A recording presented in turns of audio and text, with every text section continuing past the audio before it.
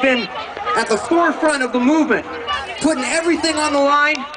He's been producing a magazine for a long time, producing pot TV, opening up head shops, starting a political party, and he can't come to the United States because the United States is trying to put him in prison for years and years in a federal prison with rapists and murderers and thieves and bad people. But his wife, Jodie Emery, Mark Emery's wife, is here to tell you about Mark Emery, the Prince of Pot, up in Canada, and what America's trying to do to him. Jodie, show your love to Jodie Emery. She came all the way to another country to speak to you. Hello, Seattle, and what an amazing crowd this is.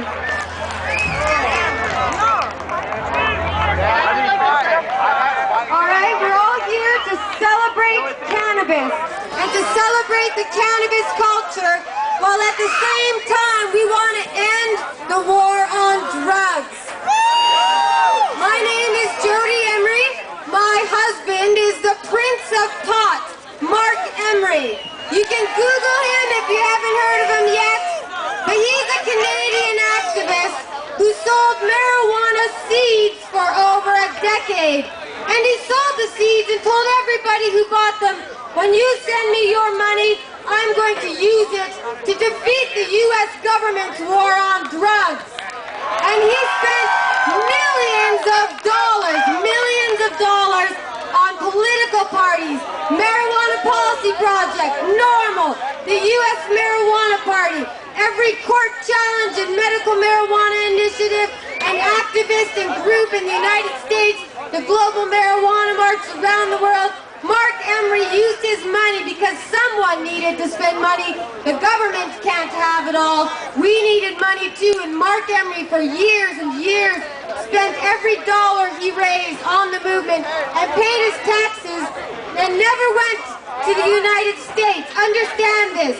Mark Emery is a Canadian who tried to end the war on drugs in Canada, and the United States government, the Drug Enforcement Administration, they've asked for him to be sent down here from a Seattle indictment to face life in prison for selling marijuana seeds.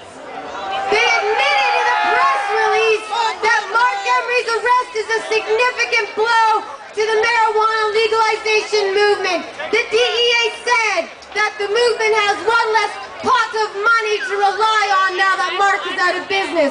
That happened in 2005, and Mark has been trying to fight extradition all these years. And finally, after being threatened with life in prison in the United States, a place he has never been, he's decided to accept a 5-year prison term here in America, even though he never came down here, and even though he's the leader of the movement for so many people. And I see someone back there with a no extradition shirt. Hey guys, thanks for the support, and we need your support. Go to cannabisculture.com or Google Mark Emery. On September 19th, around the world, we're having rallies to support Mark, to let the world know that this man is a good man. He should not be in prison. No one should be in prison for cannabis. This is the most useful plant ever put on this earth. Hemp can save the world. We can end these oil wars. We can end the wars abroad and bring the troops home. We can stop cutting down our forests. We can use hemp for medicines, for fuel, for fiber, for everything. And they're not letting us do this until we end the war on drugs. And you need to help bring Mark Emery back home to Canada, to me, his wife, to all his friends and family. We're going to keep Cannabis Culture headquarters running in Vancouver.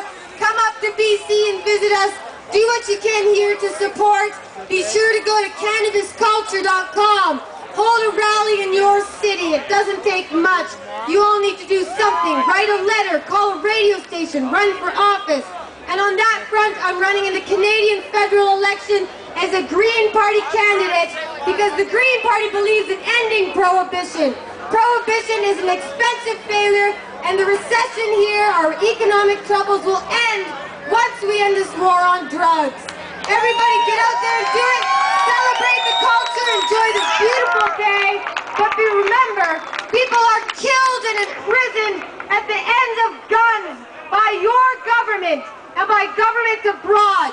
You could all be put in jail and arrested. You could be killed in a raid. The government will not stop until you stand up, have a voice, get out there and vote, get involved. Do not make any excuses, because someone you know and love, or you yourself, could be behind bars for the rest of your life, like my husband was threatened for selling seeds. So Google Mark Emery, do something to end this goddamn war on drugs. We demand freedom, and hemp can save the world.